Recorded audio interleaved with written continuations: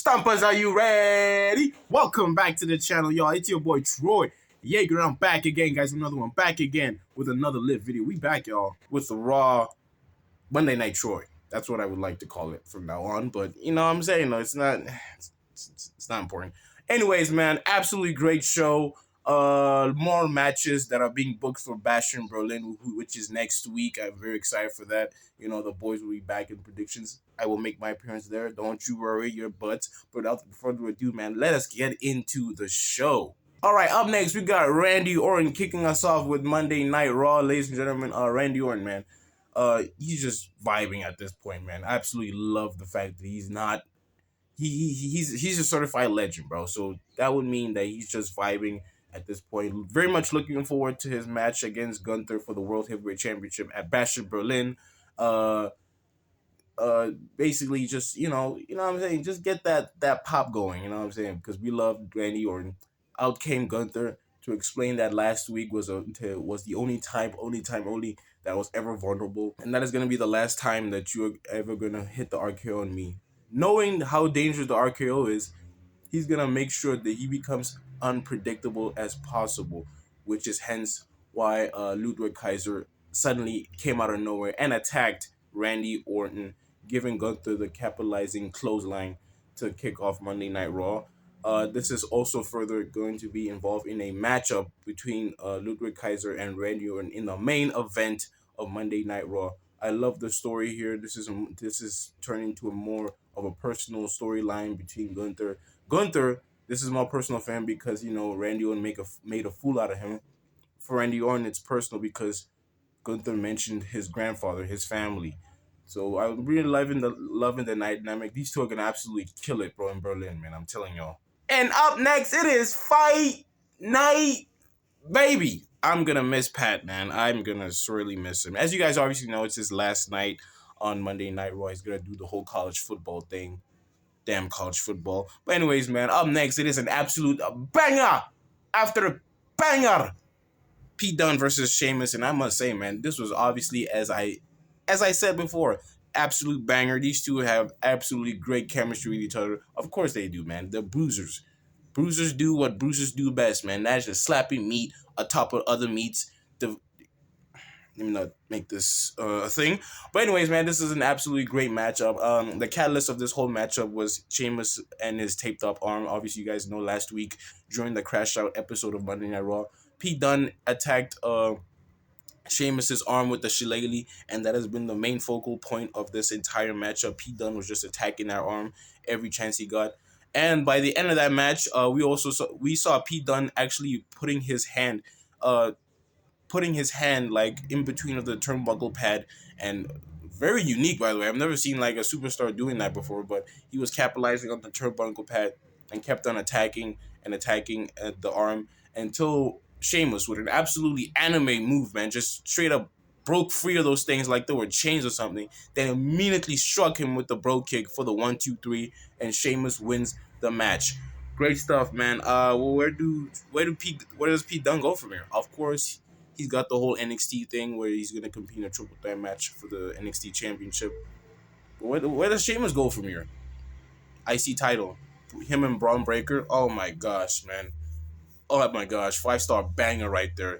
Other than that, man, great matchup. I hope this is probably like the last of their feud, or maybe it's not the last, because you know Pete Dunne might. I need Pete Dunne to have like a big win, and I feel like Sheamus is that big win. But other than that, man, absolutely great matchup. And up next, we got the very personal matchup against Ivy Nile and Maxine Dupri. Ivy Nile, of course, betraying her best friend Maxine Dupri during last week's Crash Out Monday Night Raw. And this was extremely personal bout between them. I can't comment much on it. I mean, Maxine Dupri ever improving in the ring. Ivy now just obviously the superior wrestler in this situation. She dominated mostly in the matchup, but the real shit happened almost damn near the matchup. It ended in no contest because the Wyatt Six made their appearance. Nikki Cross obviously confronting Ivy Nile. Maxine Dupri already left. Like they smart, man. They got that black people mentality. They just dip whenever shit like this goes down. But either that, man, the Wyatt Six arrived, and Nikki Cross attacked Ivy Nile. I'm very much interested in that match between those two because woof, they both got the same height, man. So you know it's about to be a fire dog fight, man. And yeah, the American Made came in for the assist for Ivy Nile, but the Wyatt Six, of course, dominant man, just took over, and Bo Dallas almost said Bray. Oh my gosh, I just see Bray and Bo, man, so much, man. And I know I know he wouldn't appreciate the whole comparison thing, but he's just giving Bray vibes, man. R.I.P. But other than that, man, Bo Dallas, obviously, Uncle Howdy, excuse me, gave Chad Gable a beautiful sister Abigail, man. One thing about not many things about Chad, excellent seller, man. That man can sell, can make you look good, and he made Uncle Howdy look fantastic.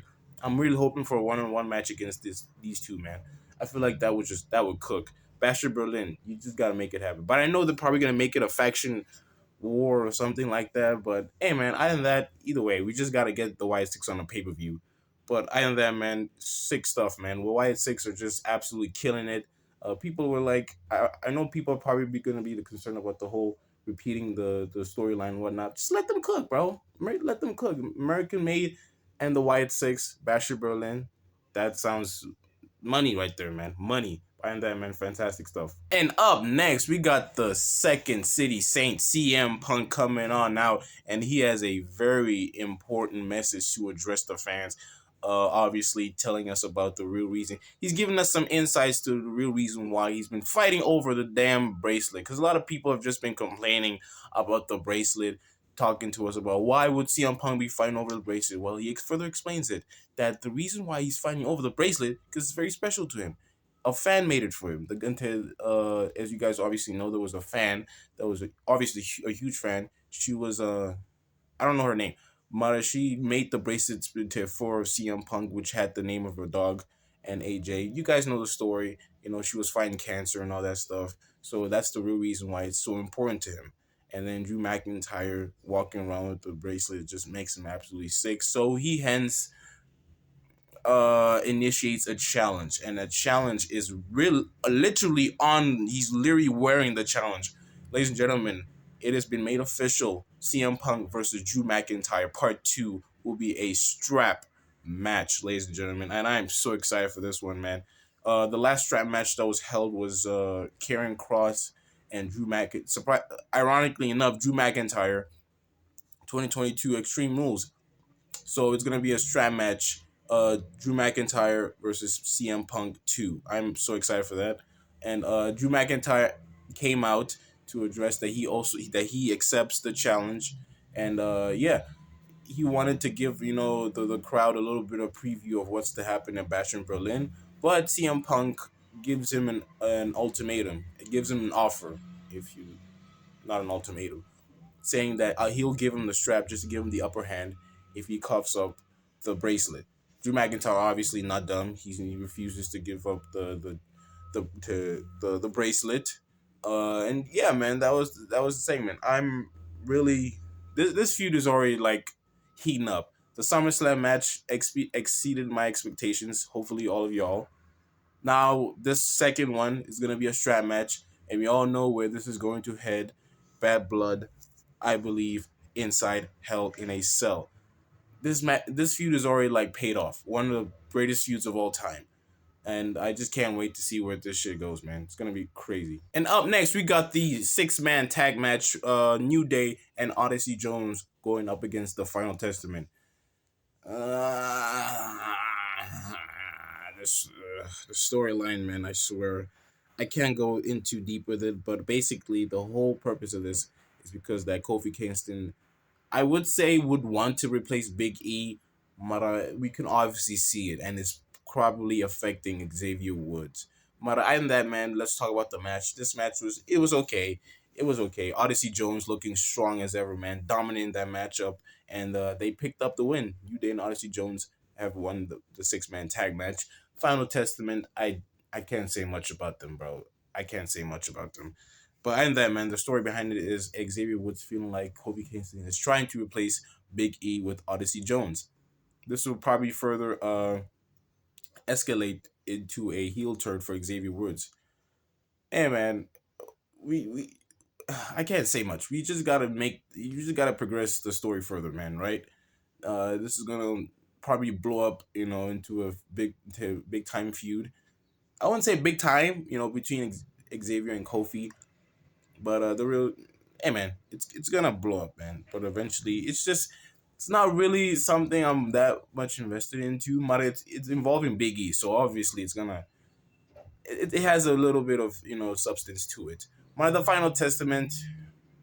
They're even Karen Cross and Scarlett in the Raw exclusive. They said they're done with the New Day. I'm like, bro, what's next for this group, man? I feel like everything they've done and they still can't get over, man. Karen Cross is good, but it's just something ain't right, man. Something ain't right, and I blame Jeff Hardy. If y'all know, you know, man. Buying that man, great, yeah, man. And up next, we got the Miz going up against Big Bronson Reed in a no disqualification matchup. The Miz obviously trying to avenge our truth for getting taken out by 5 tsunamis by Big Bronson Reed. And it was a good match. Very, very brutal stuff, man. The Miz really showing how this brutal side to Big Bronson Reed. But obviously, Bronson with the size capitalized on the situation and ended up with a tsunami for the 1, 2, 3. The Miz was almost going to become the next victim of the multiple tsunamis ahead, but but no, what is it? Braun Strowman returned, ladies and gentlemen. The biggest jobber in WWE has returned, and I'm very excited. I'm interested in this. They're gonna have a matchup next week, and yeah, man, interesting stuff. Hopefully, this further elevates Bronson Reed as a valuable player in the WWE because this push has been phenomenal, man. Phenomenal stuff. And up, not actually up next. I'm just gonna give a quick drive by. Sorry about that. Unholy Union defend the tag team titles in a triple threat match. Shayna Baszler and Zoe Starks against Damage Control, Io Sky, and Kyrie Sane. Almost forgot her name, but yeah, man. Unholy Union retained their title. Bit surprised, but you know what I'm saying. Just move on from that. The real challengers. Not to say they're not real challengers, but the real anchor apex of all this is Jay Cargill and Bianca Belair. But and that man, yeah, Unholy Union retained their titles. And up next, what I call the biggest beatdown in Monday Night Raw, man. The Judgment Day segment. And yeah, Damian Priest was scheduled to have a 1-1 matchup against Dominic Mysterio, but the match did not happen because the Judgment Day went on and jumped him from behind. But Damian Priest, man, being all of a sudden super strong, taking them all out. But I'm loving this baby side, this baby Damian Priest. Actually quite likable, man. I liked, his world title run, man. A lot of stories, you know what I'm saying? But yeah, they tried to take him down, but it was unsuccessful. Unsuccessful. So he almost,